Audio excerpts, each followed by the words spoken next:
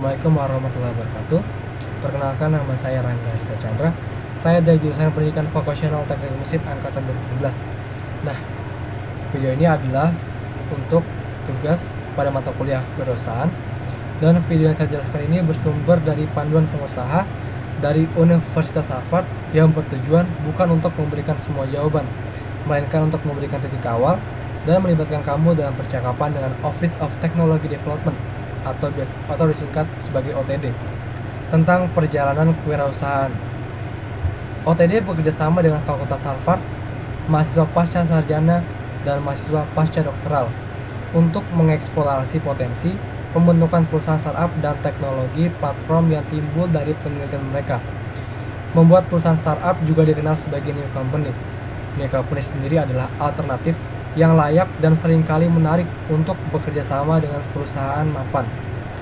New company juga dapat mempercepat pengembangan dan komersialisasi teknologi baru yang memenuhi kebutuhan pasar dan bermanfaat bagi kepentingan publik. OTD memiliki keahlian kewirausahaan untuk membimbing peneliti melalui proses pengorganisasian yang menantang dan memulai perusahaan baru. Kenapa sih harus memulai perusahaan? Saat meluncurkan perusahaan baru, ada sejumlah faktor yang perlu dipertimbangkan. Kenyataannya, hanya ada beberapa penemuan yang mungkin cocok untuk pembuatan startup. Inovasi dapat berkembang lebih pesat dan jauh lebih cepat dalam startup yang terfokus daripada yang berada di laboratorium akademis atau perusahaan besar. Bersama tim penemuan OTD, membantu dalam menganalisis beberapa faktor untuk menentukan apakah startup adalah jalur yang penting untuk komersialisasi.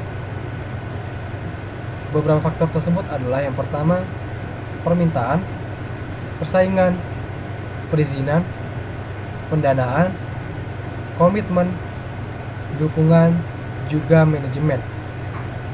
Misi OTD adalah membuat hasil penelitian lebih mudah diakses di luar universitas, termasuk suatu organisasi yang kurang terlayani, dan untuk memastikan bahwa masyarakat dapat mendapatkan manfaat. Inovasi sendiri adalah dengan mendorong perkembangan mereka yang cepat, profesional, dan efektif, dan komersialisasi. Untuk itu, OTD berupaya menumbuhkan semangat inovasi dan kewirausahaan di kalangan masyarakat, memanfaatkan kekuatan kekayaan intelektual substansif, dan memajukan perkembangan penemuan baru yang dilakukan untuk kebaikan masyarakat.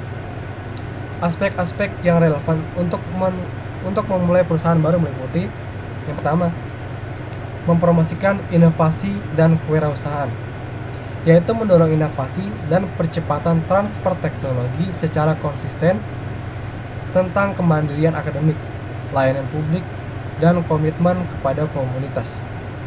Yang kedua, melindungi dan memanfaatkan kekayaan intelektual, yaitu mengevaluasi, mematenkan, memberi lisensi, dan jika sesuai, membuat perusahaan rilisan seputar penemuan baru dan penemuan yang dibuat oleh peneliti. Dalam membangun suatu usaha, terdapat hal-hal yang harus dipertimbangkan ketika memutuskan apakah akan memulai company atau tidak. Penilaiannya didasarkan pada beberapa faktor, termasuk dalam tahap perkembangan apa teknologi itu, apakah ada data lab yang terbukti, apakah ada prototipe yang berfungsi, dan apakah ada pelanggan yang mau membayar. Nah, OTD dapat membantu menavigasi pertimbangan ini. Namun, OTD juga menyarankan agar kamu berbicara dengan penasihat atau pembimbing eksternal yang bisa memberikan perspektif dan panduan tambahan. Ada beberapa proses startup. Terdapat 6 langkah untuk memulai. Yang pertama adalah hubungi OTD. Diskusikan penemuan Anda dan bagaimana melindungi kekayaan intelektual untuk memutuskan apakah perusahaan rintisan merupakan pilihan cocok atau tidak. Yang kedua, lindungi kekayaan intelektual. Bekerja dengan OTD untuk mengajukan permohonan paten atas penemuan sebelum dipublikasikan. Lalu cari input dan jaringan. Identifikasi seorang mentor dan bekerjalah dengannya secara teratur. Jalinlah jaringan dengan pemikiran yang sama. Setelah itu rencanakan bisnis. Mengembangkan pemahaman tentang potensi pasar, persaingan, kebutuhan pendanaan, dan jalan menuju produksi dan profitabilitas. Lalu yang terakhir ada negosiasi perjanjian lisensi atau opsi. Dapatkan lisensi atau perjanjian untuk didemonstrasikan kepada calon investor bahwa perusahaan kamu telah mendapatkan hak atas teknologi tersebut. Teknologi komersialisasi biasanya membutuhkan modal eksternal.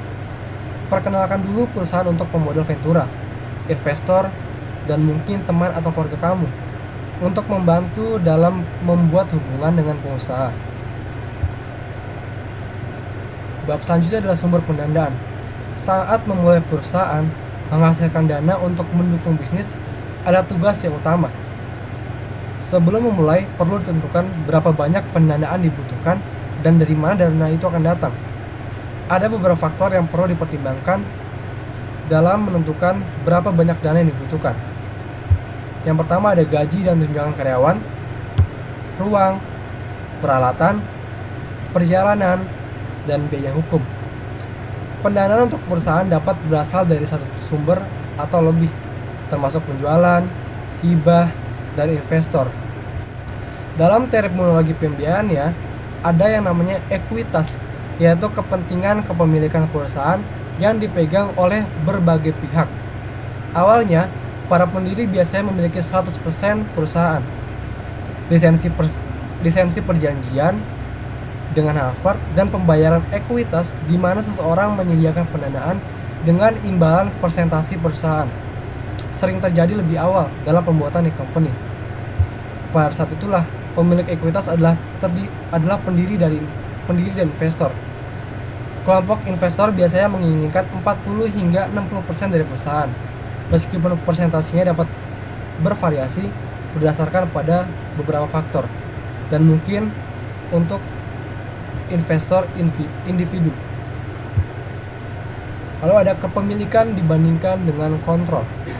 Investor ekuitas umumnya mengendalikan perusahaan.